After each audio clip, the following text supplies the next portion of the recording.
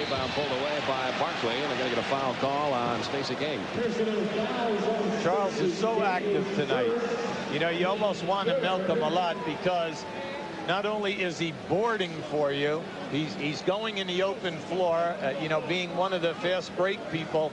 And when he's in this kind of a mode, you just don't want him to go to sleep on you. Don't forget that he's in the game every, like, third time down the floor. Gilliam guarded by Purdue, puts the jumper up over Purdue, and a whistle.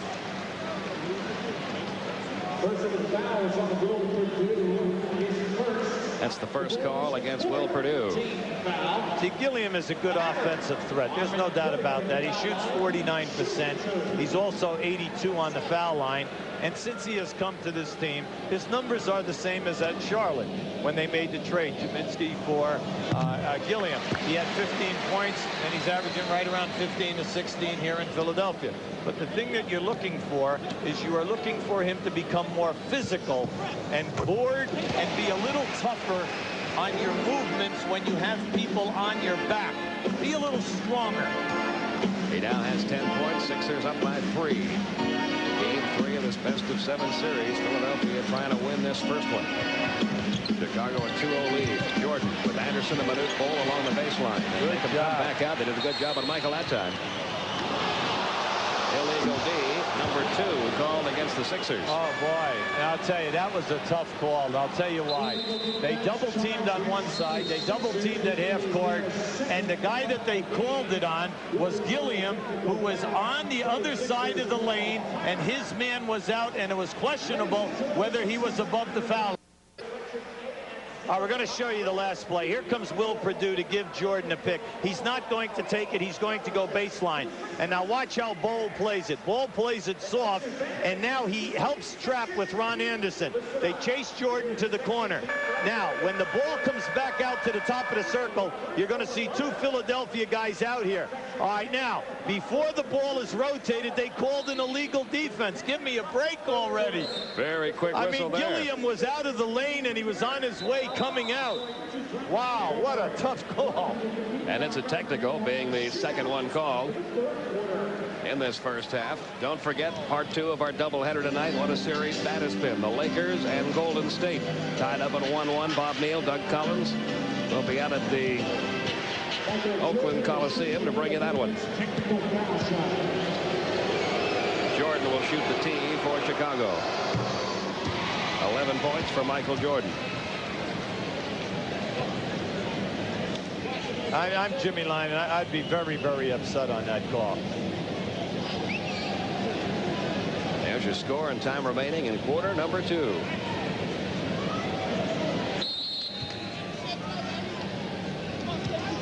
Pippen, Jordan, Purdue, Stacey King, Craig Hodges on the court now for Chicago. They get an offensive foul down on the baseline there on that screen. Hodges called for it, his first. Pippen set a screen for Hodges, and Hodges was not free. He grabbed his defensive man to spring himself open. Turner, Anderson, Barkley, Manute Bol, and Armand Gilliam on the court for the 76ers. Anderson with Jordan right there. They're trying to take advantage of Will Purdue's, you know, lack of agility. Nice move. And Armand catches in with a field goal. He has 12. He has 4 to 6 now from the field. Philadelphia up by 4. Anderson laying off of Michael Jordan out there. That's rather interesting. Daring Michael to take the jump shot. Nice steal. Stolen right back, and there's Michael wide open. Banks it home. His first field goal of quarter number 2. He has 13 in the night. It's back to a 2-point Philadelphia lead. 39-37. 6:08 remaining first half. Charles muscles his way in. The jumper wouldn't go. Charles takes a spill. Ball belongs to Chicago.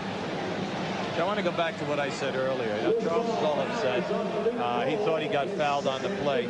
See, anytime you have a great scorer, and they do not get involved in a play every 3 times down the floor, they have a tendency to drift on you. And especially in a big game like tonight, they need Barkley to be, you know, fed. Even if they double team him, at least he's in the action. He's only taken 4 shots tonight. That's right. So you've got to get him a little more involved than that. You know, if they double team, fine. At least he's touching the ball. Greg Hodges parries the jumper. His first two of the night. We are tied at 39. They're doing what we call a 75-foot little press, man-to-man, and then if you dribble the ball, they'll come for a double team. And they're making it tough for the Philadelphia point guards to do anything when they do get across the timeline. The time is running. Gilliam takes it over Stacey King, and Armand Gilliam's played big in his first half on offense. He has 14. Philadelphia up again by 2. Well, he's answering the call here. Jordan got himself open for 2 more. He has 15. We're tied at 41. Fourth time we've been tied tonight. Jordan 6 for 10 from the field. If you're going to play Michael Jordan on a pick and roll that soft, by meaning the new ball, he'll get that shot every time coming off the pick. And Armand Gilliam again. 2 more for Armand Gilliam. Chicago wanted an offensive foul called against Gilliam that time, but instead he winds up with a 16th point, giving the lead back to Philadelphia.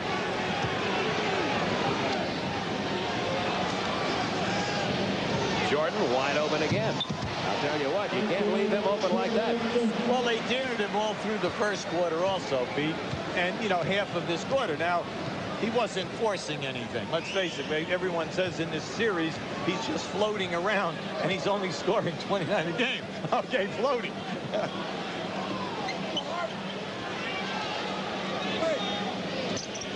Anderson's going to take it. He was straddling the line, wouldn't go. Rebound was kept alive by Barkley. That was a good play by Barkley. He kicked it off a Grant. The ball still belongs to Philadelphia. Mahorn checking back in, along with Hersey Hawkins. Anderson and Manute Bol sit down for Philadelphia. And here comes Bill Cartwright back in, replacing Stacey King for Chicago.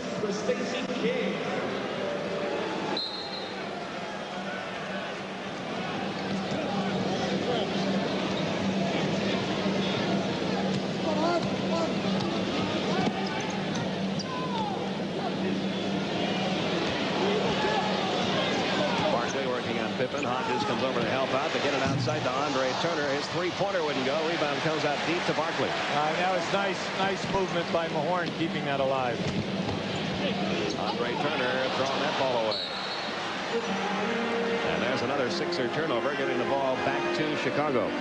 Turner really had nowhere to go that time, getting into the paint with all those big men there. He's just too quick when he gets trapped. Rather than taking the trap and then feeling it out, he's trying to make a quick pass. Hodges, no. Mahorn pulls away another one. He has 3 rebounds in the first half. He's going to bring the ball down himself. Bad back and all. See, Hodges has done a very nice job on Turner.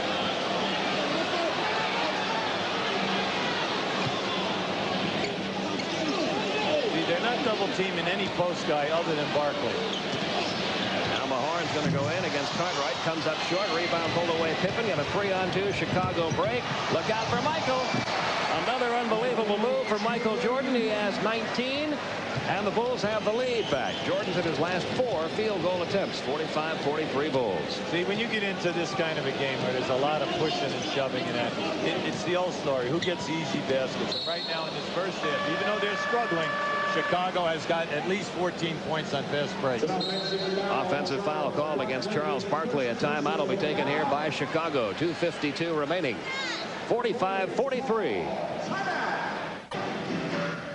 Well, there's your score here at the Spectrum. 2:52 remaining second quarter. Bulls up by 2. And here's tonight's GMC Truck scoreboard. Some late scores for you. Late because their games were played last night. Portland beating Utah 118-116. Utah made a big comeback in that game, but Portland leads that series 2-0.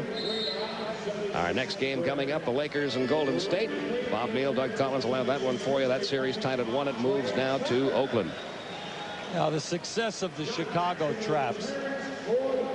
We want to show you an interesting thing. Philadelphia has 10 turnovers, which have caused them to lose 14 points on fast breaks by Chicago. They must solve the trapping. Anytime you get trapped, you take your time, you accept the trap, and then you move it. Then when you pass out of it, you have an advantage 4 against 3. One thing the defensive teams that trap want you to do is either jump up in the air or try to pass quickly. Paxson's checked back in for Chicago.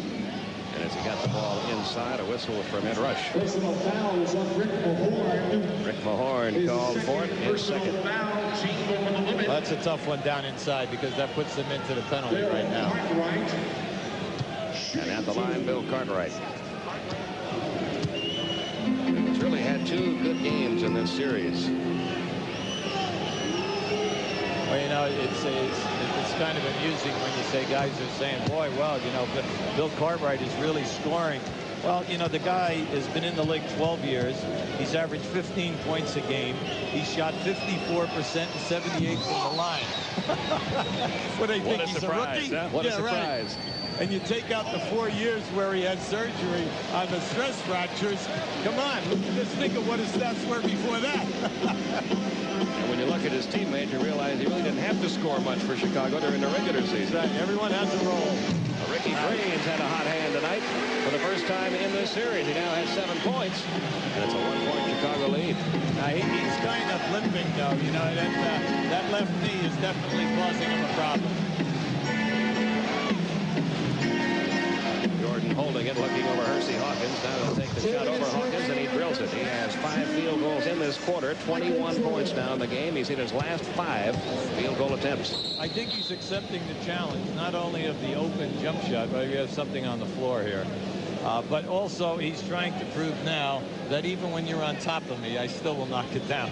For those of you that had a glimpse of what that was on the floor, it was a huge safety pin. The mascot was out here during the timeout.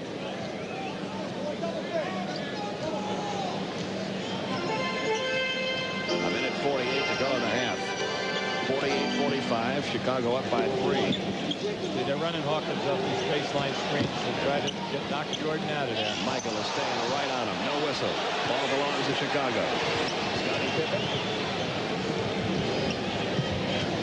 Now low to Grant. Back outside Pippen. There's Michael. He has been red hot, hitting 5 in a row. Now he misses one. Von Gilliam comes away with a rebound. 5 boards now for Gilliam. He fell asleep. Jordan almost stole it. That Michael got a piece of it. Closing in on the 1-minute mark here in quarter number 2. You can't forget this guy. You've got to get him involved. Nice. He gets it over to Gilliam again. Gilliam missing the little chip shot from about 4 feet out. Scottie Pippen comes away with it. Under a minute to go. Pippen goes wall to wall. Basket wouldn't fall, but he does earn a trip to the free throw line. This is what we brought out in the first half, Pete. When you're down inside that painted area, you cannot throw up soft stuff. Charles made a perfect pass to Gilliam in the painted area. That pass should have been caught and slam dunked with 2 hands because Mahorn had Cartwright right there. You cannot throw a fadeaway jump shot when you're 4 feet from the basket. That's twice tonight that Armand's done that. That is the 4th field goal that they have missed in the paint, and that's what we mean by throwing stuff up soft. You have no one to blame but yourself. And then they allow this guy, Pippen, on the line to take the ball from half court down inside the painted area without stopping the dribble. Now you're playing Chicago's basketball. Coming up at halftime, our Prudential halftime report, Ernie Johnson, joined in our Atlanta studios by Milwaukee coach Del Harris for first half highlights and a preview of tonight's Lakers-Warriors game. That's all in our Prudential halftime report. Just a little while away now. It's 4 in a row from the free throw line for Scottie Pippen. 5-point lead for Chicago, their biggest lead of the night. Barkley missing the baseline jumper. He's getting a little discouraged. Yeah, he is. But you see, you can't do that now. You're inside of a minute to play. You want to keep this close. You're only 5 down. Oh, my. If that goes, nope. Easy. And Mahorn's going to be called for a foul. Good call. Yeah, and that was a very good call and a technical foul. Okay? Now you see, you're inside of 31 seconds to go right now. You take a bad shot at the one end. You come down here. You get the rebound. And now just watch this. Now you're going to see good pressure. Now as he clears the rebound, he steps down. Now watch what he does. Boom. You cannot do that. Okay? You cannot do this in this leg. If he would have hit him with that elbow above the shoulders in the head, that would have meant 2 shots and you're out of here. Now, you know, Rick can be as mad as he wants, except for one thing. That was a dumb foul. And that's his 3rd foul, plus the technical puts Jordan at the line. Haskell now at 22 points in this first half. Now, see, you'll see it for yourself. Now, just watch. See, you get the rebound. Now watch. Boom. You see, you just not. Or why? Why? You have the basketball. Come up now and work a good play. You force Jordan to miss a shot. You get the rebound, and it still costs you the